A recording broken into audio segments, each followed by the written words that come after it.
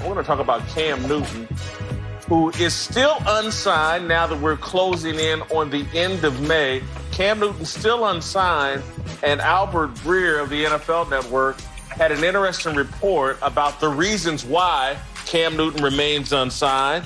According to Breer, there are three main reasons: his decline in play, his health, and questions about how he fits as a backup. After the recent signing of Joe Flacco, ESPN's Fielding Yates pointed out an interesting fact on Twitter, saying, quote, Cam Newton is now the only active quarterback who opened the 2019 season as a starter that is currently a free agent, the final domino in the QB market this offseason.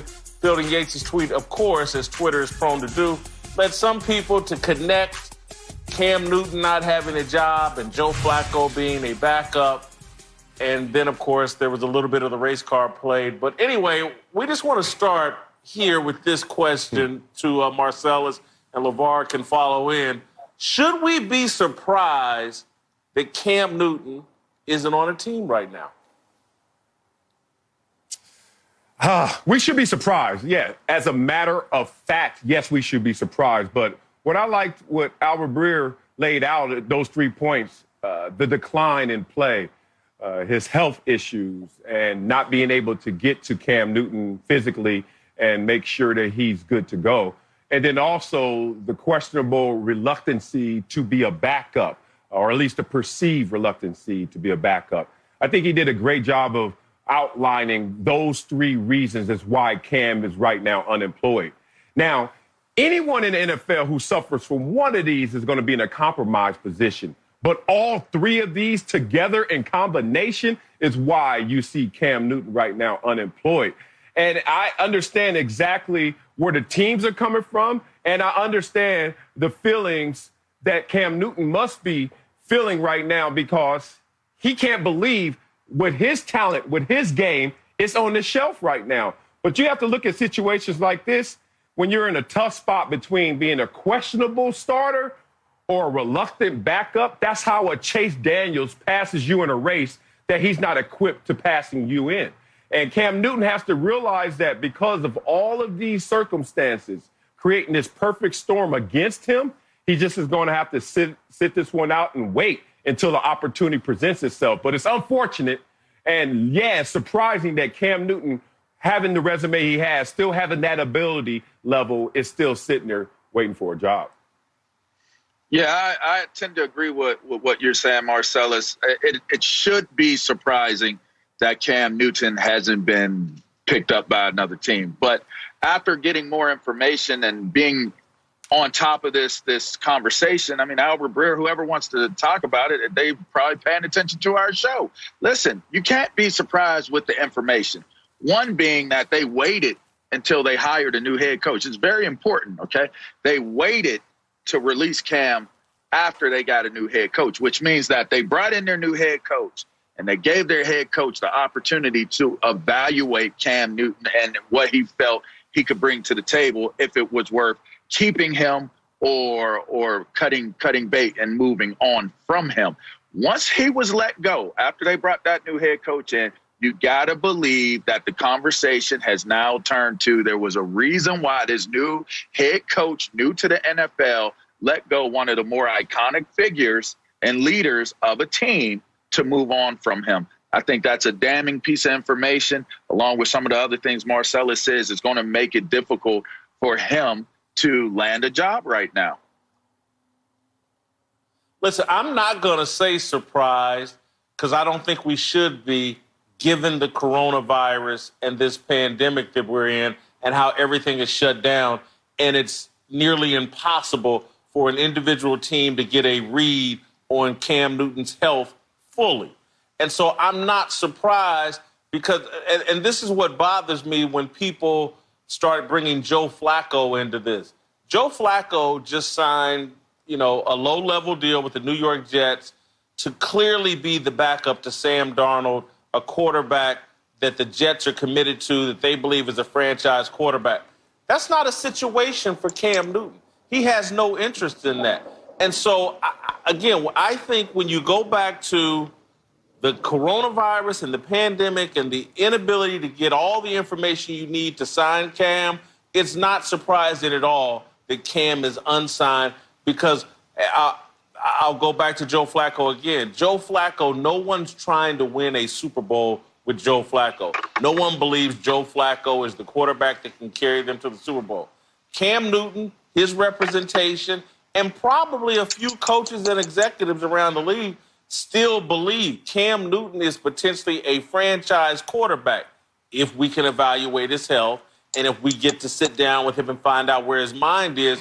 Cam is still in the market and projecting himself as someone, I can be your franchise quarterback. I can be your quarterback for the next 5 to 10 years. And because of the pandemic, he's not in a position to get one of those jobs. And so I'm just not surprised at all. I think a lot of the conversation about Cam is driven by social media, and a lot of the social media is just a dumbed down conversation. It's not a very sophisticated conversation. I'm not talking about Field Yates or Albert Breer, any of those guys that are tweeting out things. I'm talking about we kind of crowdsource our conversations. Will this be popular over social media? And that's how Joe Flacco gets dragged into this. There's nothing equal right now about Joe Flacco and Cam Newton. Cam Newton's in another lane, and I don't blame Cam for waiting. Maybe it's New England, in my view. Maybe it's Dallas. I really think Dallas would be a great situation for Cam Newton if this Dak Prescott situation doesn't work out. But I'm just not surprised at all, Marcellus. See, I am surprised, and I respect where you're coming from because you're just cutting through all the junk and all the noise and all of the naysayers, the ones who are supporting. There's a lot of noise. I get it. You're just going straight to it. Here's the problem I have with that, though. As an example, if someone said, who's the smartest student in this class? You would point at who has the best GPA. You would have the best test scores. But when we're asking that in football right now, the meritocracy, we're saying, who's the best athlete? It's not just the one who has the best resume or the best ability or the best skills. It's actually the one with the perfect attendance, the one who's most cooperative, the teacher's pet. It's starting to move up when you just simply say, who's the smartest or who's the best? And Cam Newton is sitting there in a luxurious position compared to a Joe Flacco because he has choices.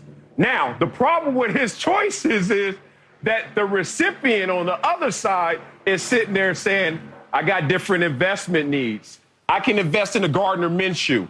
He's cheap right now. That's a good investment. I will get more return from a Gardner Minshew if he does anything. Investing in Cam Newton is a greater risk right now, and it's going to come at a greater cost. So what's happening here is that Cam Newton is just looking at the situation, says, like Jason Whitlock just did, cut to it. What's the real? Am I better than these guys? And what the system is pushing back and saying, it's not just that simple. And that's where Cam Newton finds himself in a complex world right now, trying to deal with all his mitigating factors that is not going to get him employed anytime soon.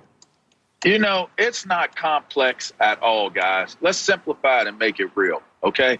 Cam Newton does not have the luxuries that it seems that he has. That's first and foremost. Dose of reality, he has no luxuries. In fact, to say he's not in the same position as a Dalton or a Flacco is actually correct. Those guys are in a better position than what Cam Newton is right now. You want to know why? Because while Cam is trying to leverage what his career has been and trying to get the money and the respect of what a starting all-pro MVP of the league quarterback should receive, you have guys like Andy Dalton and Joe Flacco who are signing minuscule deals to be able to prove that they should be able to either start or get a bigger contract. See, to me, what really throws this all off, and listening to what you said, Whit, what really throws this all off is, no, you don't sit back and say, I'm going to wait and be a starter when I can be a starter. We're in a pandemic. They can't evaluate and address all those things that they're questioning that you brought up. So get